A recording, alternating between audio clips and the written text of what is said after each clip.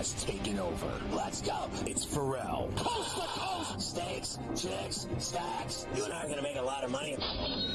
It's Ferrall, coast to coast.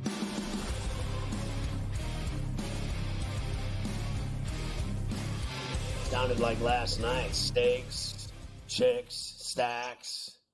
I mean, it really is. Anyway, we'll get to that Rams-Lions game in a minute. We're going to start, though, with that Green Bay-Dallas game. What is Mike McCarthy saying as we start hour 2 of C2C on a pain-free Friday, Mike?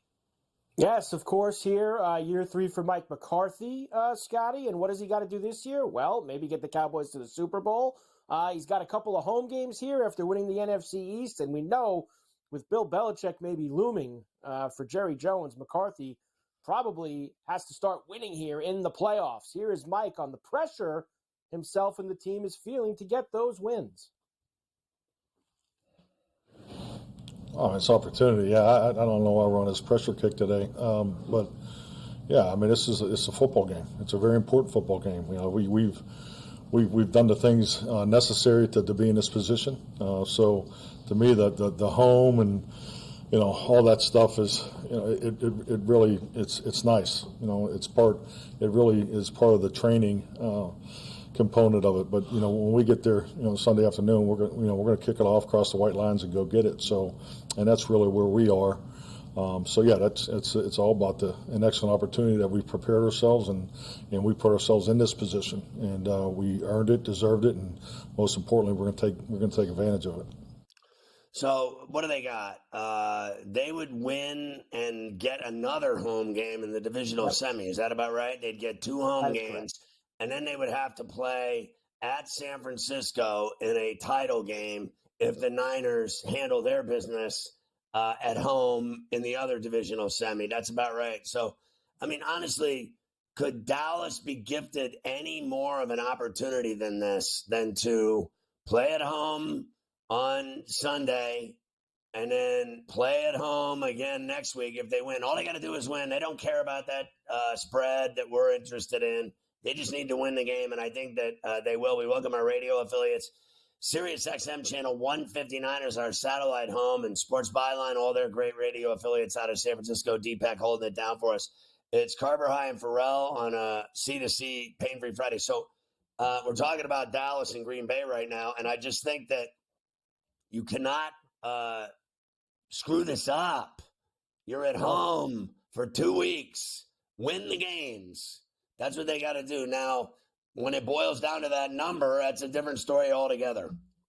It is a different story altogether. I think they're going to be able to handle it. I'll give you that number in a moment. First, Jordan Love, one of the few quarterbacks, Scotty, who does not have a playoff start under his belt heading into this weekend. Of course, he's excited going out there against the Cowboys in Dallas, but says, there's always one guy who does this every year, making his first career playoff start. I'm going to treat it just like any other game. Here's Jordan Love.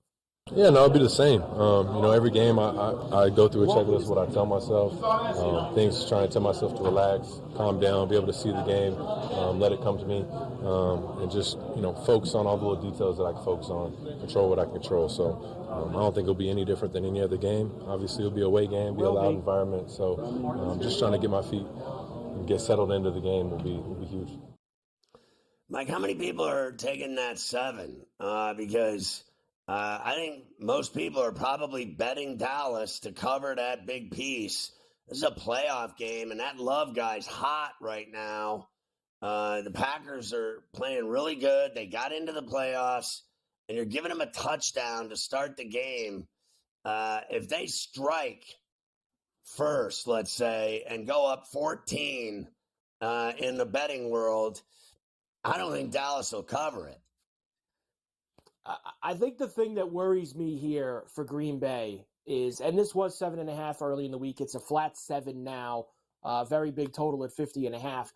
The thing that worries me is, and Warren Sharp said it to you yesterday, this Packer pass defense, they're really not that good. I mean, when you give up 300 yards to Bryce Young, you give up 385 yards to Baker Mayfield, You're you give right. up that was just a few weeks ago. That wasn't in September.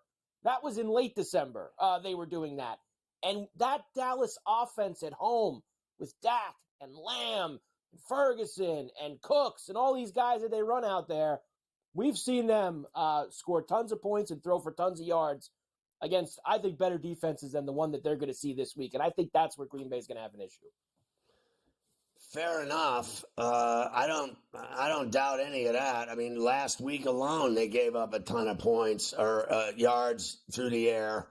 Alexander rolled his ankle this week in practice. Yeah. The question is, will Dallas's alleged great defense, will they stop Love and the Packers passing game, which has been scoring in droves themselves? So Green Bay's been winning, outscoring everybody, still giving up a lot of points, but outscoring everybody. And now they're playing a team that can, go toe-to-toe with anybody. So I don't disagree with Morency that it's an over. I think there's going to be a lot of points in the game. Can Green Bay score enough to hang with them and make this a great playoff game, or is this going to be a Dallas 10 or more? I mean, I think that's what it boils down to for me. Indeed. I'm with Gabe also on the over. I think that we'll get over this number no matter the outcome, even if Dallas does cover that number and get way over it. I think Green Bay will score a little bit. The Rams and the Lions, we heard Warren talking about it before. That is Sunday night, and the storyline here is the trade from a few years back, Stafford for Goff. Detroit got a bunch of picks as well. The Rams have already won a Super Bowl with Stafford. That makes it a win for them. Goff has the Lions back in the playoffs and hosting a playoff game for the first time in 30 years. First, here's Stafford. He knows, Scotty, he ain't going to be exactly getting the love in Detroit on Sunday night. I'm not expecting anything, to be honest with you. I was asked this question a couple times, just by friends and family, and I think the biggest thing for me is just go experience whatever that experience is going to be. I understand, what the people of Detroit and what the city of Detroit meant to me in my time and my career, what they meant to my family. I hope they feel that back, but at the same time, I'm not a stranger to the situation and understanding that I'm the bad guy coming to town. I'm on the other team, and they don't want success for me. So whatever happens. I'm going to go experience it, play the game. Once the ball's snapped, man, let's go. Two good football teams, go compete and see what happens. Well, and he's got a ring. Okay, Yep. So he left that monstrosity, which is what it was when he was there. He never won there. I mean, he didn't. Close to winning there. So all this talk about how much he loves Detroit is a crock of shack. I mean, I don't want to hear it. That's heaven on earth. Detroit, please spare me. I've been there a million times. It's like having a headache. So he's better than them. That's what the bottom line is. He's better than Goff. He's better than the Lions, and they score a lot of points. So. And they got a better coach. I think Dan Campbell's great. I think McVay's better. I don't think anyone would argue with that. One guy's got a Super Bowl ring and the other guy's never sniffed it. So I think Stafford has a chance to go in there and win. I'll give you the Goff side of things as well. Some numbers for that game, numbers for the whole weekend too, after you talk to Doc and Davis here later this hour. All right, why not? I can't wait for the game to see if he can handle it and get it done on the road. I think a lot of people think the Lions are going to win that game.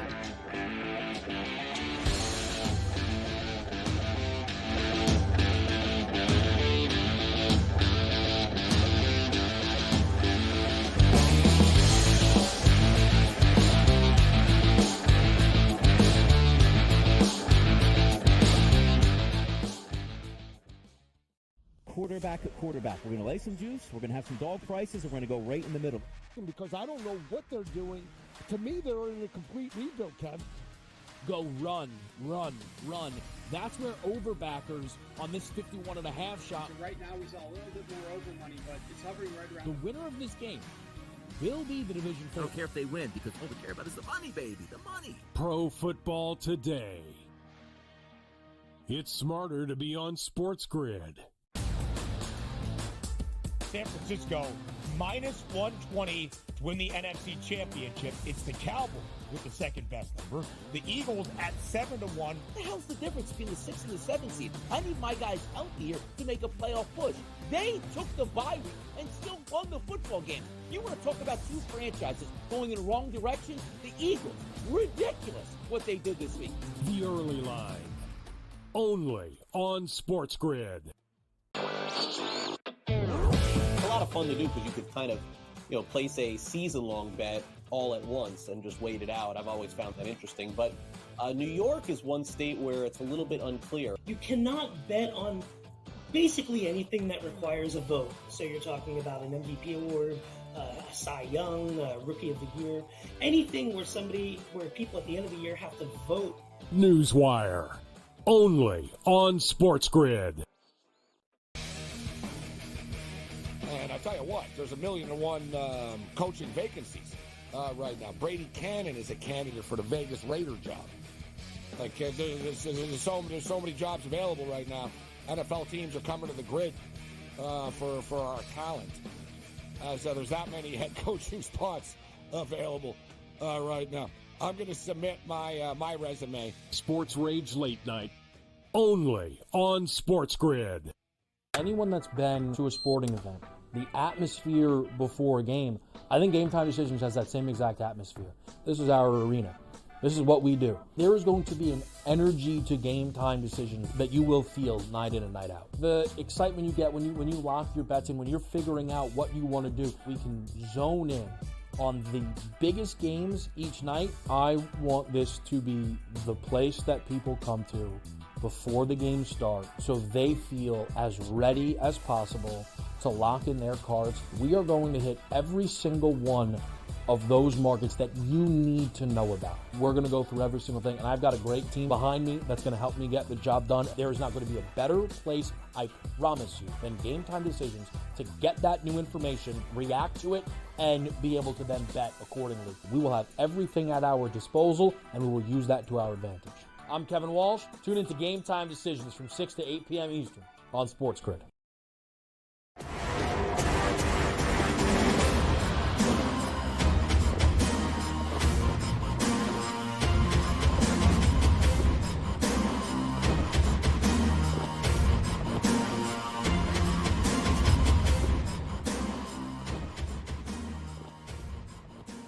All right, the fans clamor every week for Dr. Zhivago. He's Dr. David Chow in San Diego Sports Injury Central at Pro Football Doc on X. Very popular. Usually the fans love to see him when he comes in fresh out of the OR, covered in soap and blood. He last week came in covered in blood after taking off his gloves and going right on the air after operating on some guy's shoulder. It happens all the time. Doc, good to see you. The Dolphins have been loaded with injuries. They have Waddle an ankle, Mostert a knee and ankle. Will they have them back tomorrow night? How effective are they going to be? And on D, will they have Holland with the knee and Ramsey with the knee? Yeah, great questions. And everyone's talking about, of course, their offensive players, Mostert, Waddle. I think they're both going to try and play. Tyreek Hill still seen in a boot here and there. Of course he's going to play. But is Connor Williams and the left guard out on the offensive side? That's the bigger deal. Defensively, yes. The biggest deal is no Xavier Howard. Yes, Jalen Ramsey did not look that good against Buffalo, and there are some defensive questions there. But the main questions there are at linebacker. In the last 2 weeks, they have lost 4 linebackers. 5 for the season, including number 1, 2, 3, and 4 edge rushers. They also lost Jerome Baker. They obviously lost Bradley Chubb 2 weeks ago, but Van Ginkel and Good are out, as well as Jerome Baker. Melvin Ingram needs to be a force at edge rusher. They just signed Justin Houston and need to acclimate him.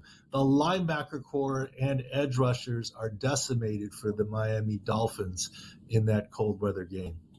I mean, honest to Christ, how in God's name can they win that game when you just said the things you said? It's literally the entire effing team, their entire defense. They're scraping guys off the street to play in this game that haven't played in months.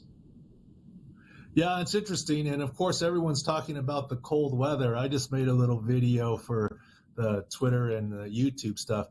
Let me ask you, I'll see if you guys know this. So literally the game's going to start below freezing, right, at 0 degrees at kickoff. and then you add in wind chill, 0 degrees with 32 degrees Fahrenheit being freezing. So you still can get dehydrated when you're in the ice cold weather there. So what do players drink when the Gatorade and the ice and the water on the sideline is frozen? Well, maybe, but you can't drink coffee, right? Because that's actually a diuretic. So believe it or not, all NFL locker rooms are supplied with chicken broth. And so you'll have athletic trainers and doctors and other people and equipment staff running out chicken broth. So because it's salty, it's good for hydration, but chicken broth is what people will be drinking. They'll be in Gatorade cups, but it will be chicken broth when it's that cold. That is crazy. And now another report that has just come in is that the only person that has had full body frostbite is Dr. Chow when he goes surfing in La Jolla with his son and he forgets to wear his wetsuit and he gets out of the water and his feet are purple. Let's move on to the Chiefs. They sat Rice with the hamstring, Pacheco with a quad and shoulder, and others last week. Is everyone a full go on the Kansas City side? Pretty much. Even Donovan Smith, left tackle, seems to be back. Brian Cook, the free safety, is out with the ankle fracture. So overall, KC is pretty healthy and should be well rested, but they'll still have to deal with the elements of the cold too. I always laugh when people say, oh, KC's, they're used to the cold. Yeah, but the majority of the team is from the South, and it's still going to be cold for everyone. Both sides of it doesn't matter if you live there, and when it's 30 below wind chill, everyone freezes their ass off. There's no advantage for anyone. You're all freezing. Talk to me about Laporta's knee. Campbell's selling that he's been getting better every day. Is it true or not? There's no question he's been getting better every day. I did not expect him to be out there, quote, on a practice field, even jogging with the big brace. So he's made great progress here. But I think it's still asking too much for it to be anywhere close to normal Sam Laporta. But this does bode well if the Lions can win, that he may make an appearance in the divisional round. He's getting closer. At best, he'd be a decoy if he plays. But good to see that he's making such a quick recovery here, but still not there yet based on the video, the big brace, and everything that we've seen. But don't forget, Khalif Raymond is going to be out with the PCL. Jameson Williams is going to play, but he's got lingering high ankle sprain issues. They have Amon-Ra St. Brown, their big-time receiver, but they're so lacking depth there that he may end up returning punts as well. The Bills lost some guys last Sunday night against Miami. Gabe Davis and Taylor Rapp are already out. What about Rasul Douglas with the knee and Terrell Dodson with the shoulder? And while I'm at it, Minkah Fitzpatrick's back for the Steelers with his bad bum knee. How do you think he'll be in a blizzard with a foot of snow and possible 60-mile-an-hour gusting winds? You talk about hell on earth. No question there. And let me tell you, Minkah Fitzpatrick's knee should be fine. Of course, TJ Watt has already been ruled out. Rasul Douglas on the Buffalo side, I think he's iffy at best, probably out. Dotson will be okay. And let me tell you, I still remember our first cold game against Cleveland Browns when we won our first AFC West title, Cleveland Browns in Cleveland Stadium. You couldn't get me far. I was next to the heat blasters the whole time. The white benches with the heat, they're okay, but the furnace heat blaster on the sidelines. But I'll tell you something. I had a colleague once, a fellow doctor that was helping me, stood too close to one once in polyester pants and actually lit himself on fire. So Caught on fire? You got to be careful. Oh, literally burnt. I remember when Tony Soprano's lover caught on fire in the kitchen making eggs, and she burned all of her hair off and her face. I thought that was way funnier. Cowboys corner Steph Gilmore has been limited with a shoulder injury. Will he go against the Packers? Yeah, he admitted what we said in game was that it looked like he dislocated his shoulder. So he dislocated his right shoulder. But the good news is that you can play through with a harness or a brace, and he will try to do so for the Cowboys. What about Alexander's ankle that he rolled this week? Dobbs' ribs, Watson's hamstring. It's like Christian Watson been injured the whole year. Well, I hope Christian Watson is going to be able to play. The question is how well. This is a all hands on deck game, right? It's playoffs, so you got to try and get what you can. If you aggravate it, so be it. Alexander, look, he's a very unpredictable guy, as we all know. And this was a practice injury where he rolled his ankle, where we don't have any film. But rolling ankles, you usually can try and play through, but who knows with Jair Alexander? Of course, as a cornerback in the number one corner, he needs all his mobility. So that one is up in the air. What about the Browns' Denzel Ward with that knee pop he had late this week? Yeah, that was a practice injury, and so we don't have any video, but it seems like he's going to go. But Grant Delpit, the safety, is not going to make it back. And this is a rematch game, right? Week 16 in Houston, the Browns beat the Texans by 2 touchdowns, 36-22. Amari Cooper, who is going to play, got 265 yards. But what you have to remember is that was a game without C.J. Stroud. He missed his second straight game with concussion, and Nico Collins had a calf issue, and Houston had some other defensive injuries. So it should be a closer match this time. How will Hurts do with his finger, and how will Mayfield do with his ribs? Mayfield with ribs, I think it's more ankle. He will play through. I think Hurts will be able to play through, but I think it's clear that he's not sure that he's ever played through a game with that middle finger injury all jacked up like that. So he hasn't really thrown a lot yet. But the Buccaneers are definitely the home team, the underdogs, and the much healthier side. I'm hoping that the Bills' sideline white heated benches breaks, and that when they all go to stand by the airplane engine fire, that they all catch on fire. The entire team catches on fire, and the Steelers are crowned winners of the game because the Browns the Bills burned to a crisp.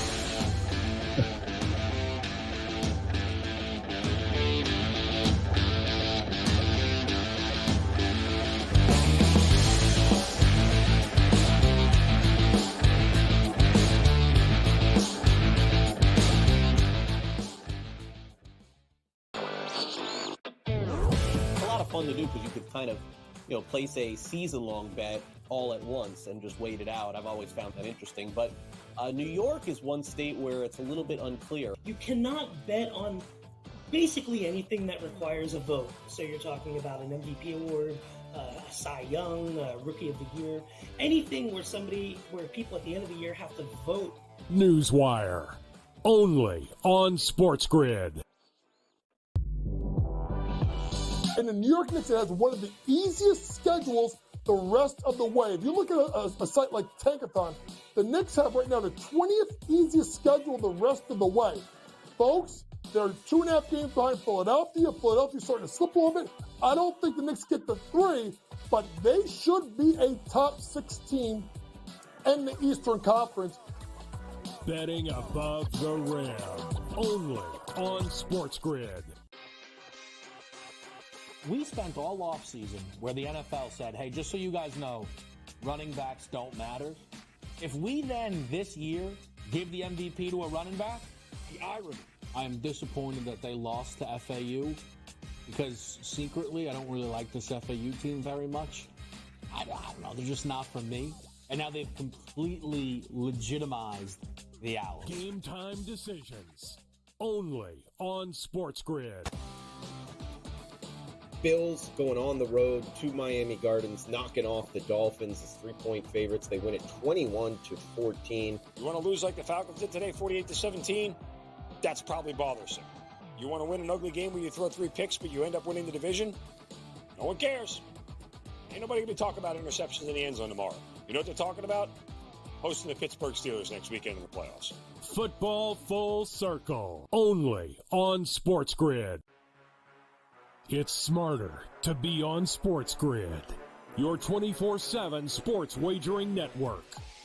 We'll look at the Heisman Trophy, the early line, and what it all means. Individual success. You should have tried to get something for Anthony Rendon. Not bought at the deadline. Newswire. We're getting a lot of news, trades, cuts, and some movement in terms of starting quarterbacks, Ferrall, backup quarterbacks. coast to coast. I want to watch great players make buckets and win games. Game time You decisions. have no idea what the heck the Blazers are doing and what they In-game live. Just Prime took them time. yard for a grand slam. The bottom of the fourth inning in a 12-2 baseball game. We got football scores going on at Wrigley right now. Sports Rage That was Late good betting. Night. We waited for 1.5. We got paid. We did. Did like the 2.5. Jumped on There's it. no taking weeks off in golf betting ever. These are the best weeks to bet. It's smarter to be on SportsGrid. The brighter the lights, the bigger the stakes. Hunt or be hunted. Know your prey. This is a whole new jungle. This is The Lion's Share. Brought to you by BetMGM. All right, the Lion's Share brought to you by BetMGM. They're getting ready for Big Game 58. Bet $5 and get $158 instantaneously. Use the bonus code SG158. Place your first BetMGM wager through the mobile app for at least $5. You're going to get 158 instantly and additional winnings regardless of the wager's outcome. Download the app on iOS or Android or go to BetMGM.com. Sign up, deposit at least $5 into the account. Place a wager in the amount of at least $5 at standard odds. Once you place the bet, you'll receive 158 in bonus bets regardless of the outcome of your wager. You are styling here. Can you imagine? Bet $5 and they're going to give you $158. They're going to fire that guy. He's just giving away money to people. Some guy, he must have been drinking tequila, and he's like, you know what we'll do? We'll just give everybody $158 if they give us $5. I think he failed math class that day, that kid. And then now look at him. He's going to be on the streets, living in a tent. We're all going to have all the money, turn it into $50,000. That guy's doomed. Davis Lee Roth-Matic joins us every day on Coast to Coast. I want to start with this. Speaking of lots of money, how about Soto getting $31 million? And that wasn't the point of it to me. What the point of it was to me is that if they gave him $31 million this year, they're going to give him $45 million next year and probably 9 years after that too. To keep that guy in the Bronx, they're going to have to give him somewhere over $400 million. And it feels like maybe they should have just done it. I guess maybe the thing that I don't understand is if these are the New York Yankees, right? We're talking about the Yankees, right? This isn't the Cincinnati Reds. It's not the Kansas City Royals. It's not the Miami Marlins. It's not the Las Vegas Athletics. You know, this is a real team. This is a team that has commercial distribution all across the world. You know, Jay-Z wears the hat.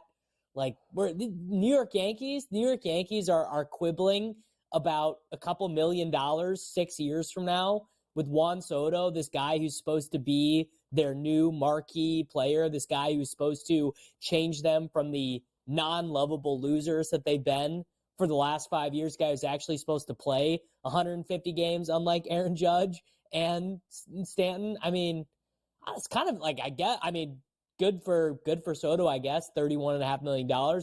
I hope he enjoys spending that money, but it feels like pretty dumb by the Yankees to not just get the name on the dotted line. Like, what are you hoping to gain? What leverage do you think the Yankees believe they will have a year from now that they don't have right now? Are they hoping he stinks? Are they hoping he plays bad? I mean, that seems insane too. Well, he's, what do you have, 35 homers in San Diego, and a lot of those, obviously, in other ballparks. But imagine what he could rake in the short right field in the Bronx. I mean, this guy, in my opinion, should hit 50 home runs. He'll hit the most home runs of his career. He's got that short porch. He gets to, beat up on, even the good teams in that division, the Orioles, bad pitching, Blue Jays, middling pitching, Red Sox, terrible pitching. Like, it is all set up for him. And honestly, at this point, I think I'm now rooting for him having this crazy year. He gets to free agency, no arbitration, and he says, peace. Thank you for your effort, New York Yankees, but you guys stink. You won 81 games. You missed the playoffs. I'm going elsewhere. I'm taking my talents elsewhere.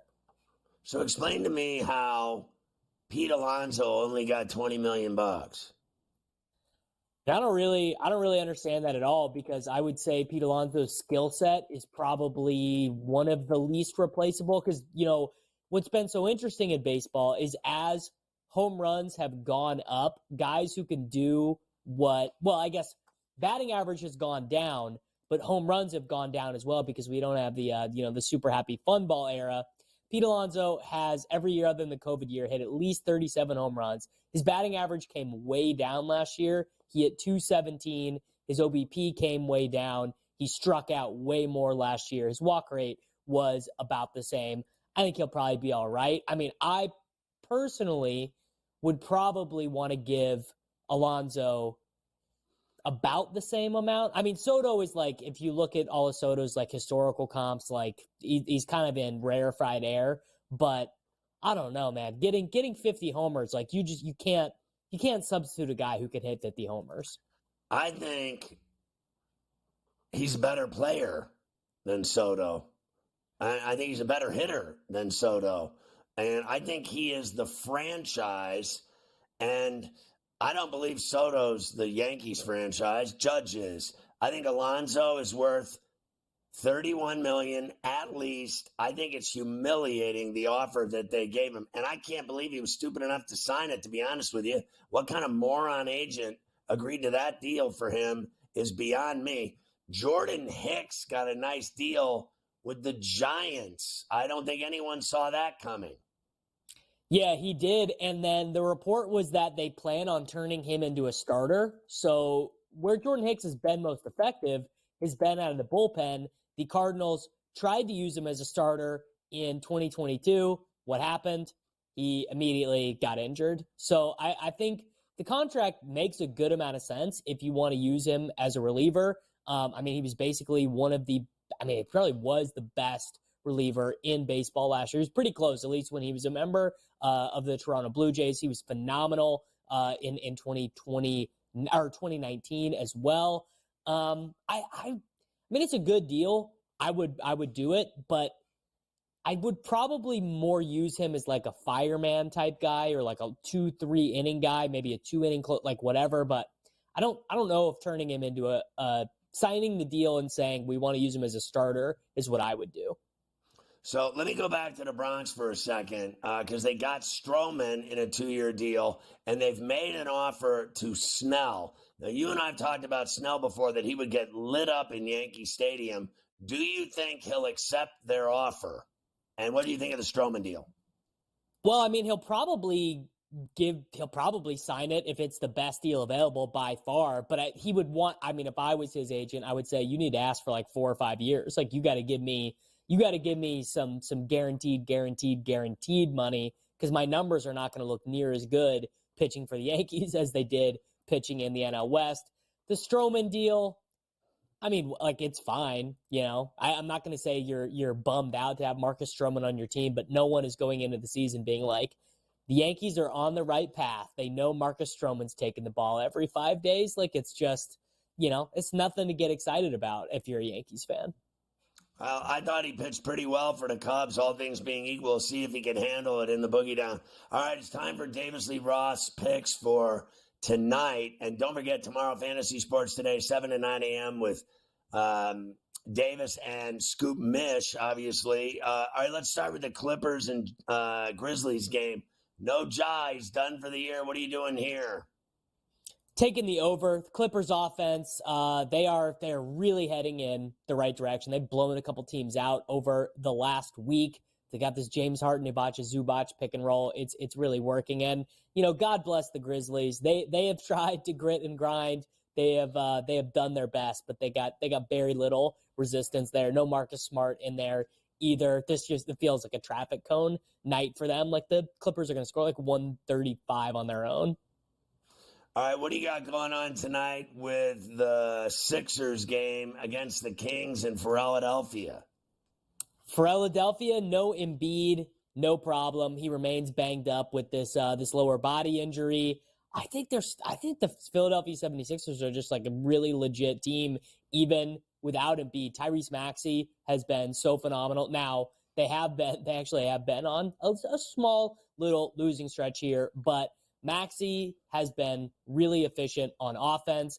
I think they might have found something with this very small lineup playing Nicholas Batum at center, Kelly Oubre at power forward, and I like that lineup against the Kings, so I'm taking the 76ers money line tonight.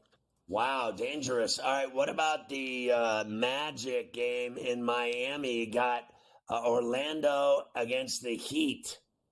Yeah, well, I do hate to do it. I hate to pick against the Heat ever, but I am taking the Magic tonight. The Magic are in the better scheduling rest spot. They did just get smoked the other night by the Minnesota Timberwolves, but I'm taking them plus 3.5. The Magic have just really figured out their defensive rotations. The thing they're still trying to figure out is for someone to put the biscuit in the basket on offense. But luckily, the Miami Heat can't score either. They got no shooters. So I will take the small underdog in what I expect to be a pretty hard-fought game between the Magic and the Heat tonight. I bet this game, your final pick as well. It's the Hornets in San Antonio off the Riverwalk against Wemby and the Spurs. Yeah, so I think this is like the only spot that I'm going to be betting the Spurs in all year, and it's the Spurs against other really bad teams that have absolutely no motivation or incentive to go out there, because the Spurs, they at least play hard. You know, they got a lot of crappy players, but they do play hard, and I think you could make an argument that like with Wembanyama and Sohan and Vassell, they're like decently talented. So I just think small favorite here against another crappy team. We're taking Wembanyama and the Spurs. All right, so have a great weekend. Enjoy the games tonight, Davis. We'll check you out tomorrow on Fantasy Sports Today. Anthopoulos gets a deal with the Braves through 31. That's crazy. We'll catch you Monday on Coast to Coast, brother. I hope you make some money this weekend.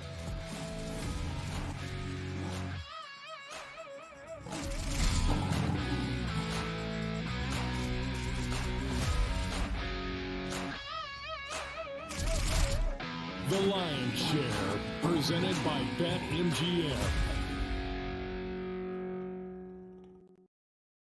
Quarterback at quarterback. We're going to lay some juice. We're going to have some dog prices. And we're going to go right in the middle. Because I don't know what they're doing. To me, they're in a complete rebuild, Kev. Go run, run, run. That's where overbackers on this 51.5 shot. So right now, he's a little bit more over money, but it's hovering right around. The winner of this game will be the division I don't care if they win, because all we care about is the money, baby, the money. Pro Football Today. It's smarter to be on SportsGrid. San Francisco minus 120 to win the NFC Championship. It's the Cowboys with the second best number. The Eagles at 7-1. What the hell's the difference between the 6 and the 7 seed? I need my guys healthy here to make a playoff push. They took the bye week and still won the football game. You want to talk about two franchises going in the wrong direction? The Eagles, ridiculous what they did this week. The Early Line, only on SportsGrid.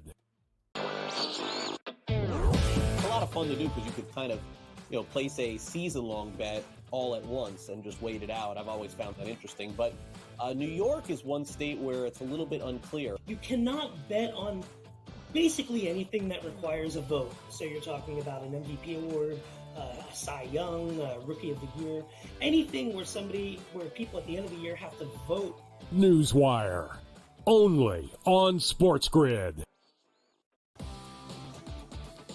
Bills going on the road to Miami Gardens, knocking off the Dolphins as 3-point favorites. They win it 21-14. You want to lose like the Falcons did today, 48-17? That's probably bothersome. You want to win an ugly game where you throw 3 picks, but you end up winning the division? No one cares. Ain't nobody going to be talking about interceptions in the end zone tomorrow. You know what they're talking about? Hosting the Pittsburgh Steelers next weekend in the playoffs. Football Full Circle, only on SportsGrid. Anyone that's been to a sporting event, the atmosphere before a game, I think Game Time Decisions has that same exact atmosphere. This was our arena. This is what we do. There is going to be an energy to game time decisions that you will feel night in and night out. The excitement you get when you lock your bets in, when you're figuring out what you want to do, we can zone in on the biggest games each night. I want this to be the place that people come to before the games start so they feel as ready as possible to lock in their cards. We are going to hit every single one of those markets that you need to know about. We're going to go through every single thing, and I've got a great team behind me that's going to help me get the job done. There is not going to be a better place, I promise you, than Game Time Decisions to get that new information, react to it, and be able to then bet accordingly. We will have everything at our disposal, and we will use that to our advantage. I'm Kevin Walsh. Tune into Game Time Decisions from 6 to 8 p.m. Eastern on SportsGrid.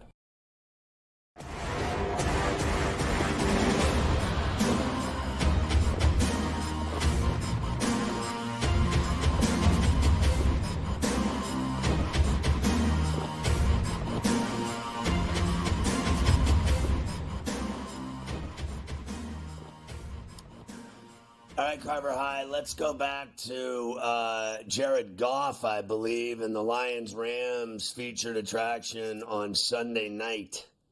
Yeah, we heard from Stafford earlier. Obviously, this is the major storyline. These guys getting traded for each other a couple of years ago.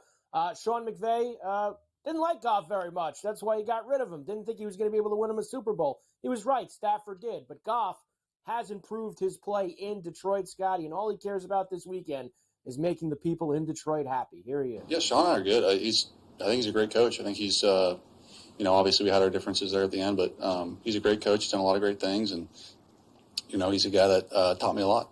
Motivation obviously speaks for itself this week, but is there anything extra, playing against your old team, your old coach? No. I mean, obviously there's a personal connection there, and they're not just for me, but for a lot of our players and some of theirs as well. But no, I think, I so badly want to win a game for this city and win a playoff game for this city that hasn't had one in so long. We got a home playoff game for the first time in so long, and that's so much more important than anything personally for me. I want to be a part of this win and do my job the best of my ability.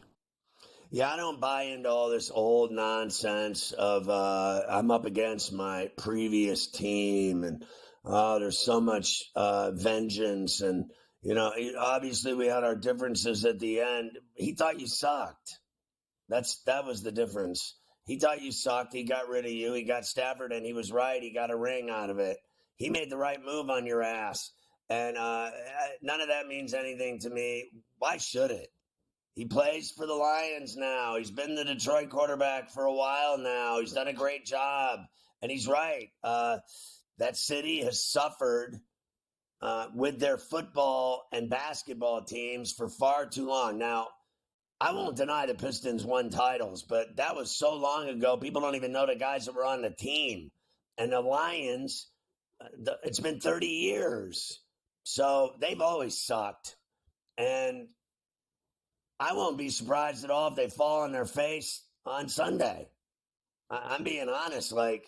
They never get it done. And here's another fun fact for you. The Dallas Cowboys fall on their face more than the Lions do. They trip coming off the curb more than anybody in the NFL.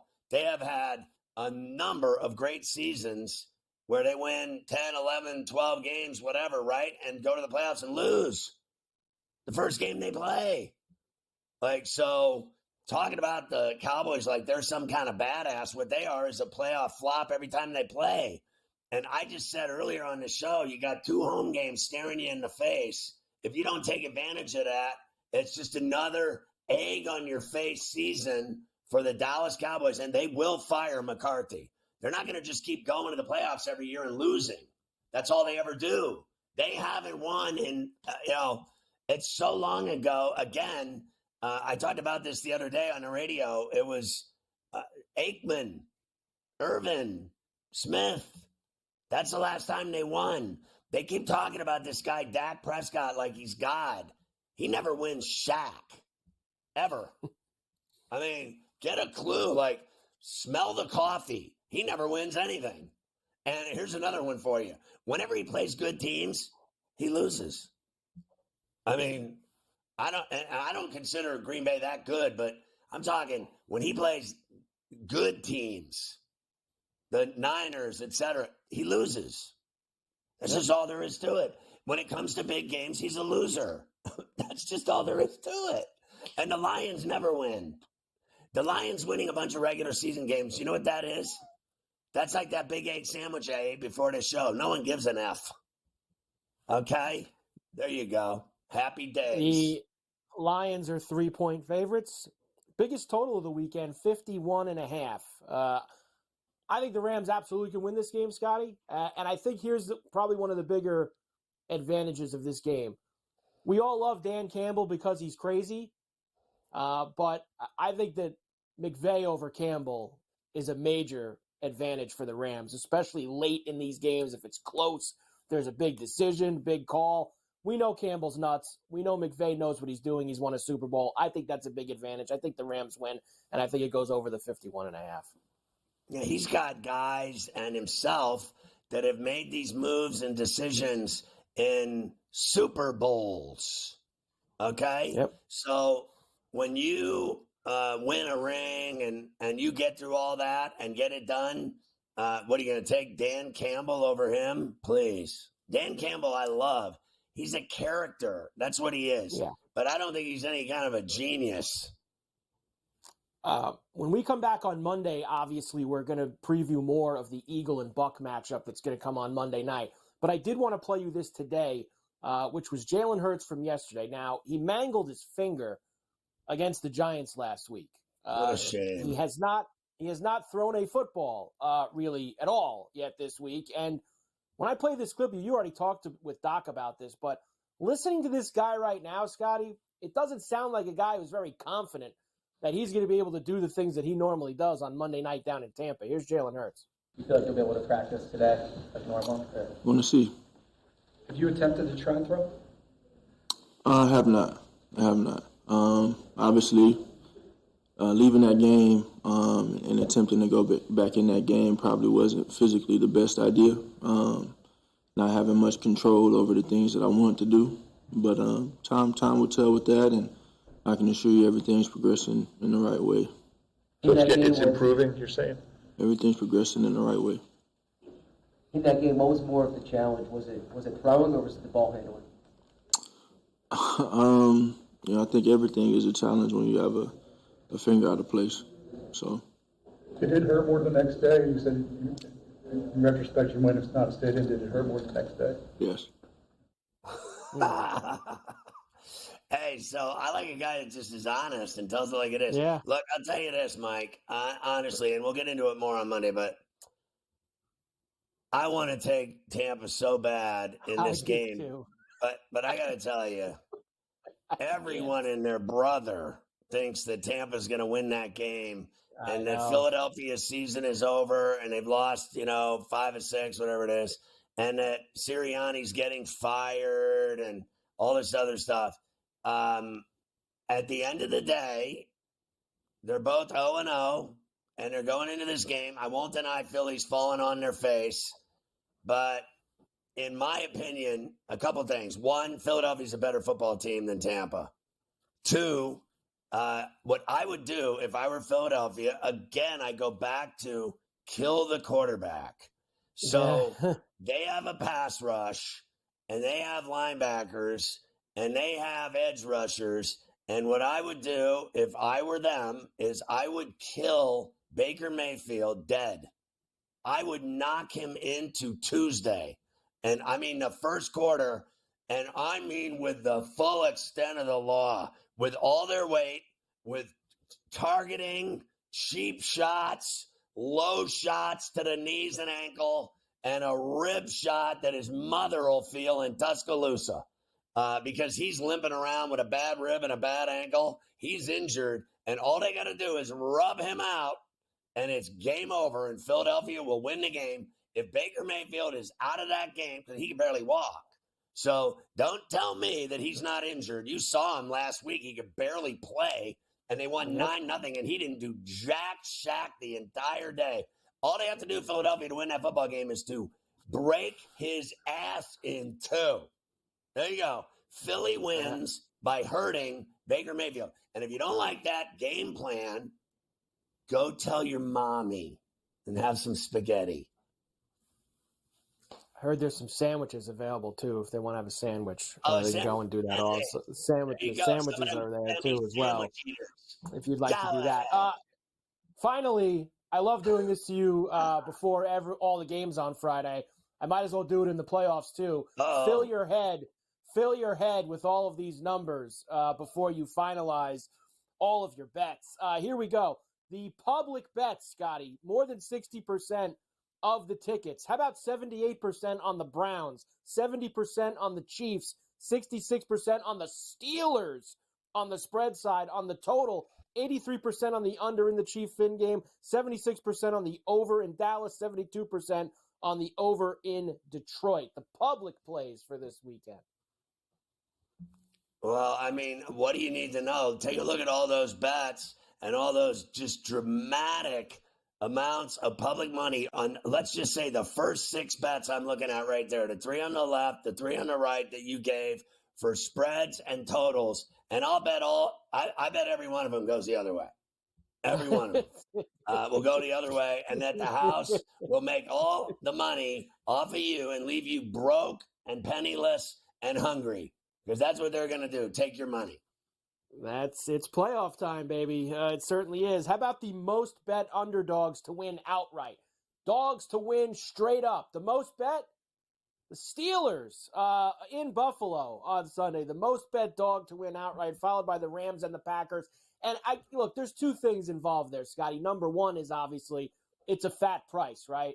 We saw this a couple weeks ago. What was that with the Pistons when they were playing the Celtics? You know, it's a fat price, and people want to try to cash. And because of the conditions, me and you both think anything could probably happen if the weather's that bad. Yeah, I think personally the Rams play in the middle is the plus $1.40 is viable. I think the other ones are, they're not handing out 400 to every person that lays down a bill, and they're not. I mean, can you imagine? They'd go broke.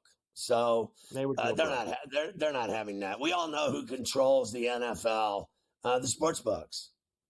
Yep, no doubt. Most bet overs and unders. We kind of gave you that with the public too, but the most tickets for the overs are the Houston, Cleveland, Green Bay, Dallas, and Ram Lion game. The most bet unders, Dolphins, Chiefs, Steelers, Bills, and Eagles, Bucks for the over and the under side. Like you said, probably just take the opposite way on all of those.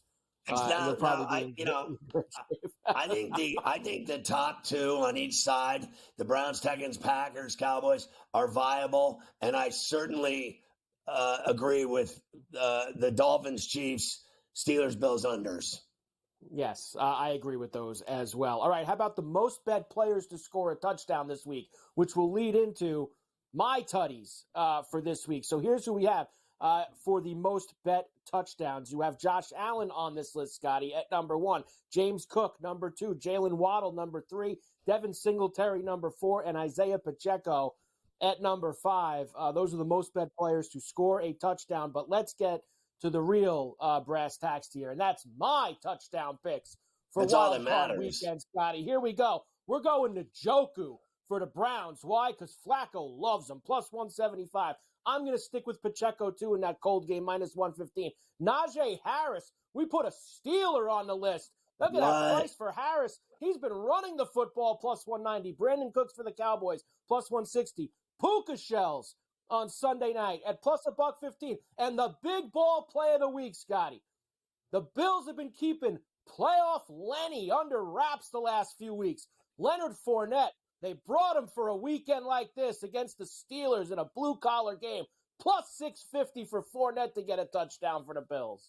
All right, I think all those are going to hit. I think fat Travis Kelce will hit. I think CeeDee Lamb will hit.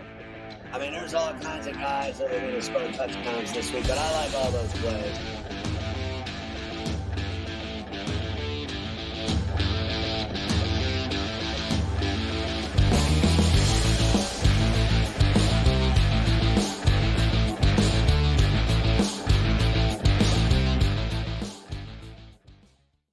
Quarterback at quarterback. We're going to lay some juice. We're going to have some dog prices. And we're going to go right in the middle. Because I don't know what they're doing. To me, they're in a complete rebuild, Kev. Go run, run, run. That's where overbackers on this 51.5 shot. So right now, we saw a little bit more over money, but it's hovering right around. The winner of this game will be the division I favorite. don't care if they win because all we care about is the money, baby, the money. Pro Football Today. It's smarter to be on SportsGrid. San Francisco minus 120 to win the NFC Championship. It's the Cowboys with the second best number. The Eagles at 7-1. What the hell's the difference between the 6 and the 7 seed? I need my guys healthy here to make a playoff push. They took the bye week and still won the football game. You want to talk about two franchises going in the wrong directions? The Eagles. Ridiculous what they did this week. The early line. Only on SportsGrid. It's a lot of fun to do because you could kind of, place a season-long bet all at once and just wait it out. I've always found that interesting. But New York is one state where it's a little bit unclear. You cannot bet on basically anything that requires a vote. So you're talking about an MVP award, a Cy Young, Rookie of the Year, anything where people at the end of the year have to vote. Newswire. Only on SportsGrid. And I tell you what, there's 1,000,001 coaching vacancies right now. Brady Cannon is a candidate for the Vegas Raider job. Like there's so many jobs available right now.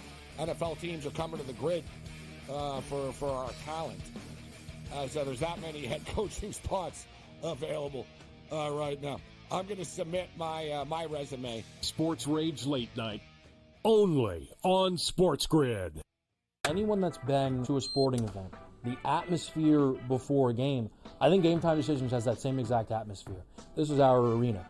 This is what we do. There is going to be an energy to Game Time Decisions that you will feel night in and night out. The excitement you get when you lock your bets in, when you're figuring out what you want to do, we can zone in on the biggest games each night. I want this to be the place that people come to before the games start so they feel as ready as possible to lock in their cards. We are going to hit every single one of those markets that you need to know about. We're going to go through every single thing, and I've got a great team behind me that's going to help me get the job done. There is not going to be a better place, I promise you, than Game Time Decisions to get that new information, react to it, and be able to then bet accordingly. We will have everything at our disposal, and we will use that to our advantage. I'm Kevin Walsh. Tune into Game Time Decisions from 6 to 8 p.m. Eastern on SportsGrid.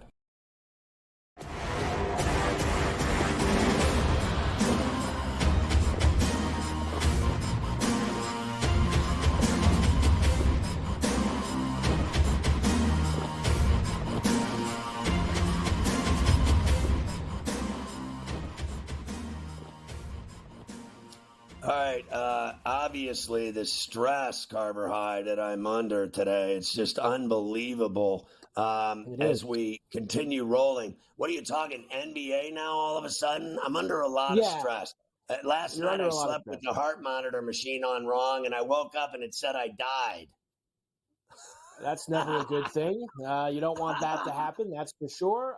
You'll do more of the NFL, obviously. You'll have the double shot with Adam Kaplan in the final hour leading into, of course, Super Wildcard Weekend. Let's do some NBA quickly. There was only 4 games last night, and pretty much all of them were unwatchable, I guess, except maybe the Knick Maverick game. Look, here's my problem, Scott. If the NBA is going to have these massive doubleheaders on TV, maybe they shouldn't have had the Celtics play the night before an overtime game. Like, give these teams off. You want the Celtics and the Bucks at their best for this dopey big TV doubleheader. Right. Don't have them play the night before. That game was a disgrace last night. They were up 40 at halftime, and Tatum and Brown, none of them played in the second half. It was pathetic, Scotty, I thought, that Bucks-Celtic game. They folded up shop after the half, and they lost 135-102. Look, we told you yesterday on Coast to Coast that the easiest money to be made on Thursday night was the Bucks because the Celtics played overtime to win that game against Minnesota. They came back to do it, and we watched Tatum. He looked like he was gassed. And he's like, how in God's name am I going to get on a plane and fly to Milwaukee and play that team? It was like they quit before they even tipped it off. That was the easiest money ever.